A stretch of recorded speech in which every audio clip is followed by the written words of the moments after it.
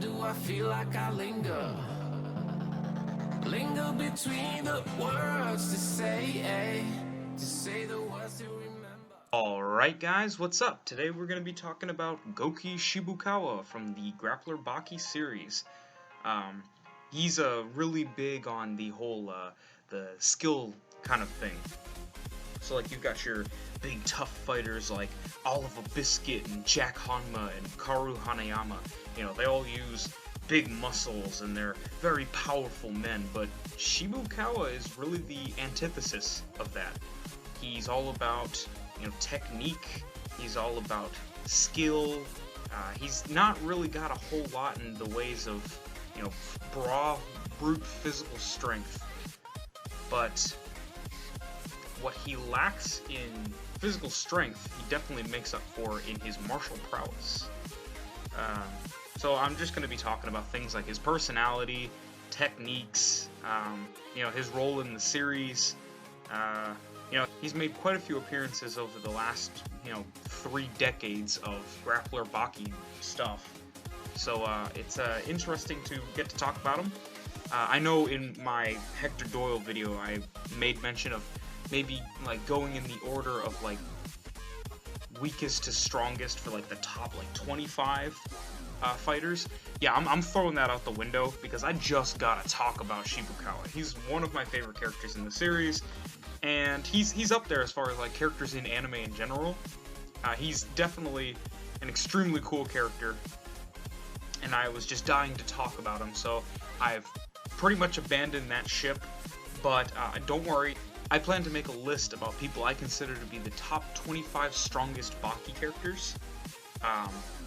That'll be a little pet project I'll be working on here and there, and when it gets completed, I hope you guys like the video, but for now, we are talking about the Master, Goki Shibukawa.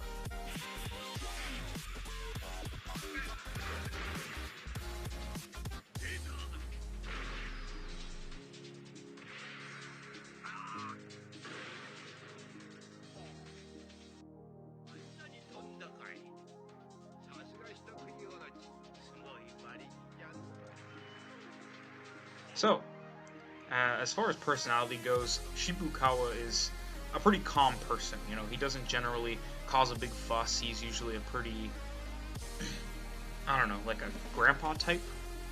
He's got the age to match. The dude's like 75 years old. He's a World War II vet, so he's really getting up in there with, you know, the age brackets. But, yeah, as far as his actual personality, he's a pretty chill guy.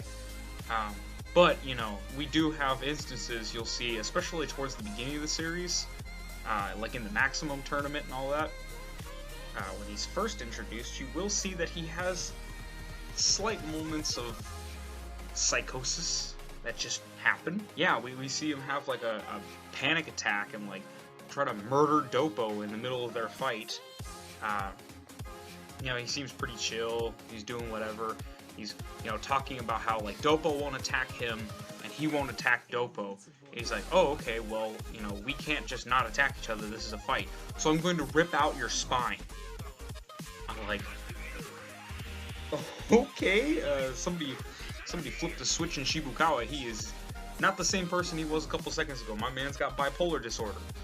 But, yeah, it's a pretty interesting thing to toy with. He's like this little feeble old man, but we do see in the series that he, you know, he does recognize that there's a time and a place for violence and aggression, and we even see later on in the series that he's prone to pick fights with people on the street, making it look like an accident, making him seem like a feeble old man, and then just destroying them and hauling ass because, you know, street fights are illegal in Japan.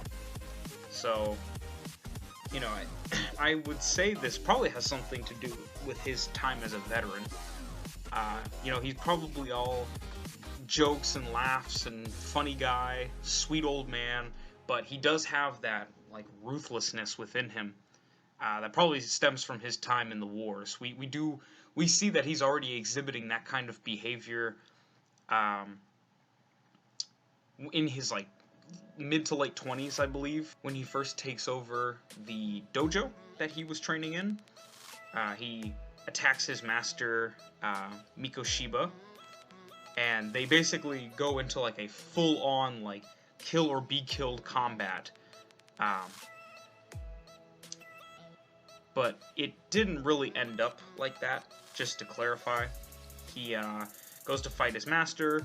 His master, in a panic, deems it necessary to use the katana that is within, you know, their fighting area to slice Shibukawa on the back, which I know they put it differently in the dub, but basically in the subbing for the Maximum Tournament season of Grappler Baki, I believe it's stated one way or another that because his master used a weapon against him, he felt it necessary that in order to defeat Shibukawa, he had to use a weapon. That basically means that the dojo is his now, and he's taken over as the master. He's basically, you know, surpassed his master. So yeah, we do get that sense of like ruthlessness. He does have those kind of like moments where he goes full psycho and tries to like kill people or start fights. You know, he's not this gentle old man that he makes himself out to be all the time. Now that being said, despite his kind of twisted personality quirks, he plays to a certain extent, you know, a comic relief role. I remember at the beginning of the New Grappler Baki manga, which is the Baki 2018 anime series, the Death Row Inmate arc. Him and Yanagi have beef from long ago. I believe Yanagi was the one that took his eye originally. Like, we see even when Shibukawa fights Kosho Koreha, and Kosho, you know, attacks him and smashes his face, he breaks, like, he doesn't hurt his eye, he breaks a glass eye. And I believe it was mentioned that Shibukawa got this prosthetic eye in a fight against Yanagi back way before the season ever began. So they have a bit of a rivalry. So yeah, like Yanagi, the first person he goes to visit, if I remember correctly, once he breaks out, is Shibukawa. And he's like, we're gonna settle this, and you fighters are stupid because you have to abide by rules, and you don't like dirty tricks, and you have some sense of honor. Basically, he's looking down on martial artists, and like, because I'm a killer, you know, I have like an innate advantage over you. I'm willing to do what needs to be done, so to speak. And they're having tea and stuff, and they're chatting it up like old friends, talking about murdering each other and how much they both suck. But Yanagi actually throws the piping hot, boiling water kettle into Shibukawa's lap as like a surprise attack, and it burns his hands, and he gets like boiling water on him. You know, it really sucks. So what Shibukawa does to get back at him is he basically, I suppose he was following Shibukawa, or not Shibukawa, Shibukawa was following Yanagi. I suppose Shibukawa was following Yanagi when all of a sudden, you know, Yanagi makes an attempt at Baki, because Baki is supposedly the strongest of the whole group that was there to fight the death row inmates. But basically what it comes down to is, one way or another, Shibukawa comes across Yanagi trying to fight Baki. And in like a surprise attack, he throws a giant kettle at Yanagi, and he has an epiphany. He says, oh my god, I'm gonna catch this thing, it's gonna burn the skin off of my hands, and it's gonna hurt like nothing ever before. We're totally discounting the fact that he has Benda and knows that it's like the most painful attack in the entire series. This is gonna be the most painful thing in the whole world, and it's gonna really hurt, and this is gonna suck. And he catches the kettle because he doesn't want the boiling water to spill all over his body. He's like, better just burn my hands as opposed to burning my whole body. And he starts freaking out, and he realizes that the pot is filled with cold water. And Yanagi gets pissed off and attacks Shibukawa. Shibukawa takes advantage of baiting Yanagi and trips him, and then hits him with an Aikido combo. You know, whips out his jujitsu. You know, very impressive stuff. But you know, it was comedic. You know, I can't lie to you guys and say I didn't laugh when it first happened, when I saw it anyway. Yeah, he likes to kind of hide his true power. That seems to be like a running theme with Shibukawa, in that he likes to try his damnedest to make himself seem like a weak old man, and then he takes him out. He takes him out with his brilliant skill, his jujitsu, his judo. We just recently found out he's a master of sumo. He uses aiki with all these things. It's something to behold, you know. It's very stereotypical for an anime. It's like, oh, you looked down on me and thought I was weak because of my appearance, and then I'm gonna turn it back on you, and your, you know, assumptions of my physical strength based on my appearance, well, it's gonna come back to bite you in the ass. And that's exactly what happens like every time with this guy. I mean, there are some instances like we see, you know, Doppo doesn't doubt this guy. Motobe reveres Shibukawa. Ollie Jr. was able to sense the actual threat that Shibukawa possessed against him in a fight. So, you know, there are some people who are able to see through his act, but for the most part, you know, people get tricked by it.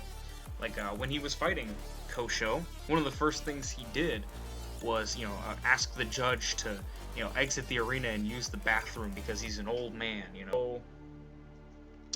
He definitely likes to bait people into fighting him with his I'm an old man shtick, but more so to his, you know, martial arts and stuff. He's very traditionalistic and strict.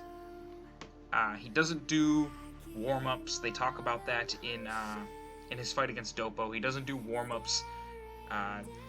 This also kind of goes back to his time on the battlefield, but, you know, Motobe was talking about how he believes that real martial arts are always ready for a war. But, you know, despite being a jujitsu master, we also see that he is not so traditionalistic that he would stick to just one martial art and he would, you know, only use that and believes it's the most superior martial art in the world. Like, you'll see, you know, I know Aikido guys tend to think that, you know, Aikido is unstoppable and unbeatable, and, you know, MMA guys tend to think that because it's a mixed martial art, it is superior to all other martial arts because it takes the best of all martial arts and combines it into one, or whatever you know, want to talk about which martial art.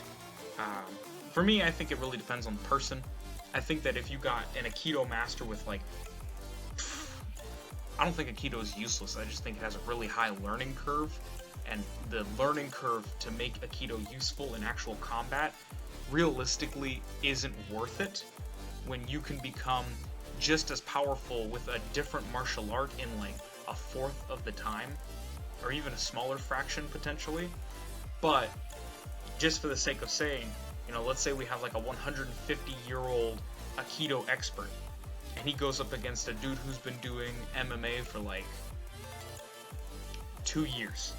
The dude with 150 years of Aikido experience is going to destroy the dude with 2 years of MMA experience. The dude with the MMA experience is going to get flattened. We're basically talking about a real life Shibukawa. Like, that's what we're dealing with here versus somebody who is like barely out of diapers when it comes to like martial arts experience. Now, of course, the thing about the learning curve is if you get an MMA guy who has the same amount of experience as the Aikido guy, the MMA guy is going to win. But Shibukawa is basically of the mind that, you know, you take from what you can to become as strong as you can. So he doesn't just use typical jujitsu techniques, you know, when he's fighting. He does things like headbutts, he does things like Aikido, or Aki, because he uses Daito-ryu Aki Jujitsu. But he uses headbutts, he uses stomps, he uses, you know, the Bukotsu when he jabs you in the neck with his finger. He does it all, you know. He's fighting a sumo guy, Aki Jujitsu isn't working, he switches to Aki Sumo. You know, surprise, I can do it too. He believes that anything is allowed in a real fight, you know, anything goes. Yeah, I mean, you know, I think the headbutt was a really big, like, it wasn't like the super big moment, but they definitely pointed it out. The announcer's like, oh, you know, a headbutt, that's not something that we see in jujitsu, you know. He doesn't limit himself to traditional techniques or, you know, certain styles. He just does what he wants to do, you know, does what he's supposed to do. But yeah, he's an aged fighter, you know, he's seasoned, and he tends to actually look down on those that are younger than him. He treats them, like, his fights with them as lessons. I think Doppo really being the only exemption from this because Doppo is like a couple years younger than him. I think there's a little over a 10-year age gap, but after their match, he really starts to respect Doppo and his karate and his dedication to the art. He didn't really consider Doppo to be that impressive to begin with, considering him an amateur, which, 75-year-old man versus a 50-year-old, it kind of makes sense. He's like, I still got a leg up on you. You're only impressive to all these youngsters. He's got that kind of mindset, that worldview. Then they have a fight, the Battle of the Boomers, one of the greatest fights in the Maximum tournament. Yeah, he was like, I want to live another 10 years just so I can fight Doppo again. That's the level of respect he was able to afford him. And they talk together now. They're good friends. They do drinks together. I remember after they both fought Ali Jr. twice, they were drinking together and discussing who they thought would win in a fight, Ali Jr. or Baki, and they both said that they thought Ali Jr. was going to win. So obviously their strong suit is martial arts, not betting. But yeah, I mean, it was great to see them getting along and respecting each other, and I mean, I said it before, the Battle of the Boomers, it's the two boomers. They're hanging out, they're having a good time. It is a little bit weird. It is a little bit weird to think about the fact that a 17-year-old at the time is friends with a 70-year-old. It's not impossible because they have something in common. They're both good guys. They both like martial arts. They have compatible personalities, but there is a severely massive age gap there. So it is a little weird to think about, but, once you get to know them as people, as opposed to, their physical appearance, that's a big thing with Shibukawa. Don't judge somebody based off of their physical appearance. You can see that they're pretty compatible. Now it's an 18-year-old and a 75-year-old. I'll let you know right now. Time in Baki does not make sense. I remember Baki turned 18 on January 8th of 2003, I believe. And it is at least 2016, because just recently in the manga, Trump became president. And so it's at least 2016. I don't know if it's present time. I don't think there have been any events to confirm 100% that it is present time, but it's at least 2016. And Baki's still 18. Baki was 18 when he kidnapped George Bush, when Bush was still president.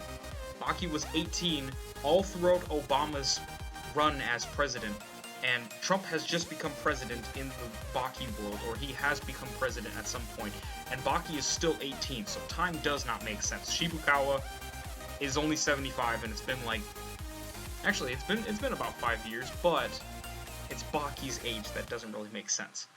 In any case, basically, his whole thing with his appearance is that he just looks like an old man, average height, 70 years old. He's got salt and pepper hair.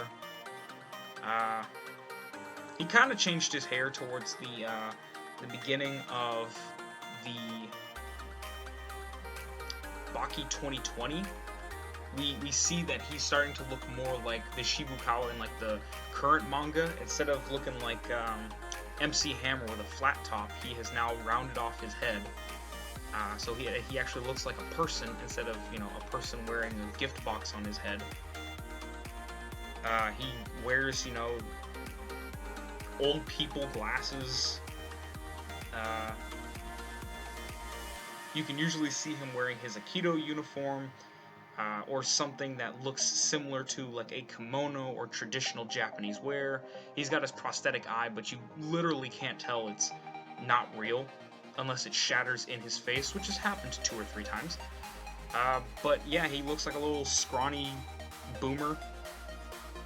That's pretty much it. It's kind of to accentuate, that he values skill over power. We have a similar thing with the appearance of Kakukayo.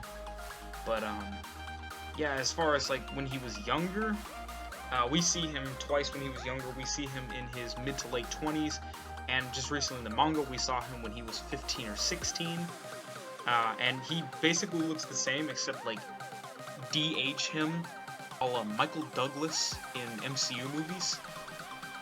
Like, it's de-aged, but it would look a lot better if the light was dark and he was facing kind of away from the camera.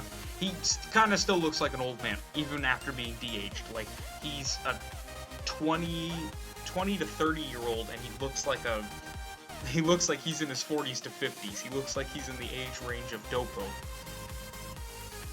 And then as a 15 or 16-year-old, he looks, you know, smack dab in the middle of his 20s.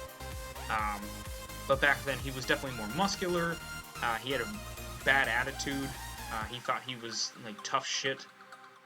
But, yeah, I guess war kind of straightened him out. But, basically, his role in the Grappler Baki series thus far is, you know, he's a bloodlusted, crazy old man. He joined the army in World War II. He was an assassin killer. He challenged his sensei, like I mentioned earlier, and he took the dojo from him. Because basically, his master was terrified. He was like being all cocky and stuff, and you know, I'm the best in this dojo, you know, whatever the case. But basically, his master saw past, you know, the bravado, and he saw past the act, and he saw that this dude was fighting him with the intention to kill him. So he grabs the sword and he slashes Shibukawa, and we don't know what actually happened to his master beyond this point. I don't believe. I think they might have discussed it during the Musashi arc. Sometime in Baki-Do or Baki-Do 2, I think they might have discussed what happened after, but it might have been a scene from before.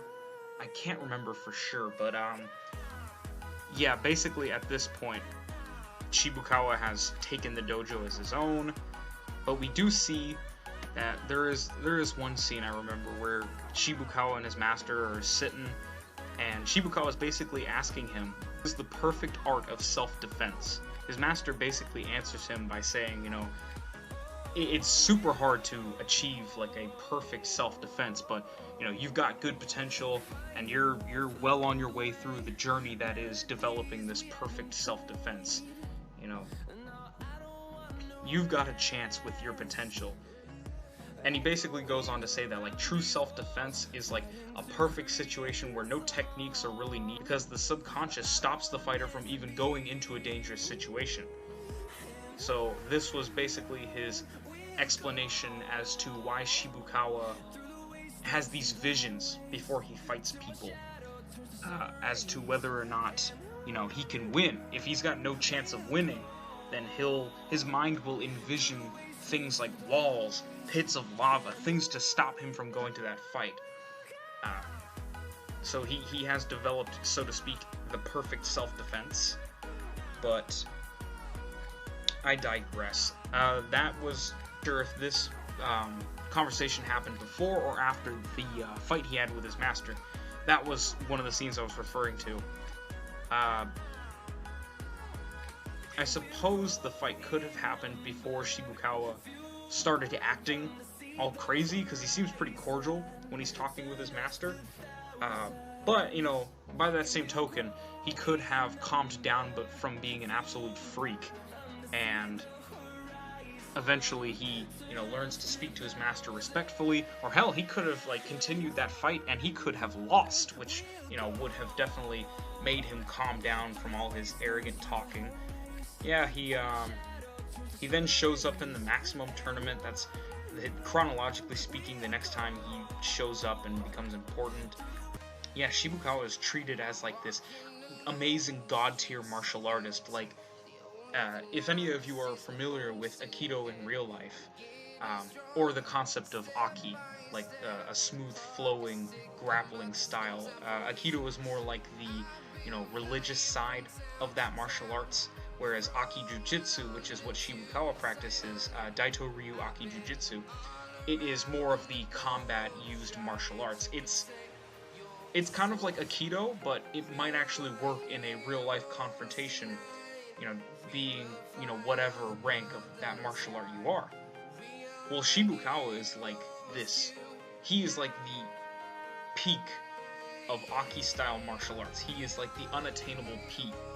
I believe the announcer says, in the last 100 years, at least in Baki, there are only 10 people in the world that can say they've mastered Aikido, or Aki Jiu-Jitsu, but Shibukawa is the first person ever in history to make it actually combat applicable in a battle against other martial artists. So he's treated as like a legend. So basically he goes up against this Olympic wrestler, Roger Harlan. Big muscle guy. Perfect fight for this shriveled up old man Shibukawa to really strut his stuff. So Harlan's like, yeah, I'm gonna destroy you because I respect you. I know that you're like this martial arts legend, so I'm not gonna hold back because I don't think I'm going to need to.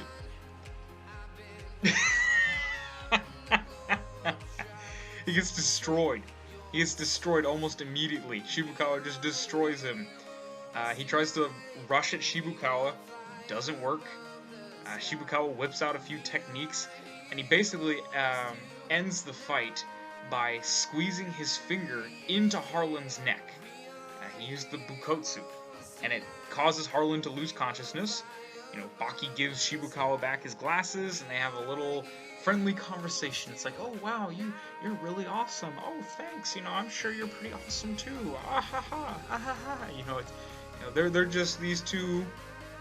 They're two nice guys, you know. They're two guys that are like, we fight, but it's not like our entire lives, you know. Like we're decent people outside of our martial arts. So we again see Shibukawa step into the ring, as I mentioned prior, against Kosho Shinogi, brother of Dr. Kureha.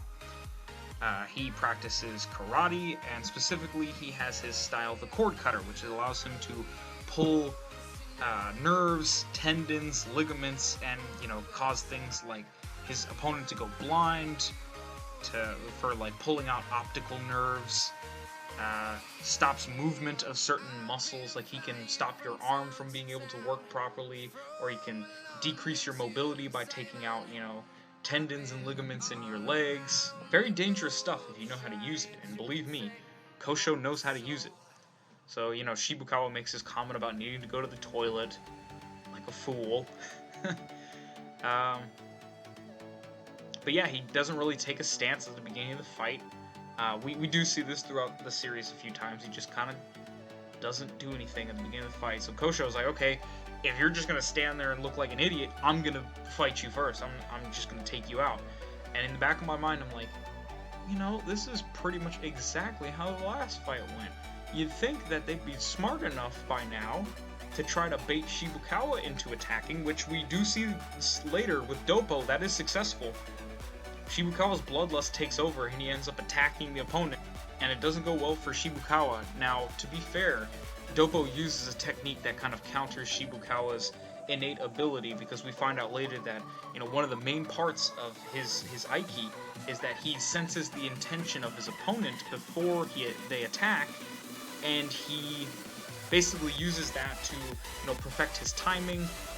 He analyzes their stance, their state of mind, their martial arts, and he predicts what they're going to do next, and he uses that to basically make his Aikido like all the better.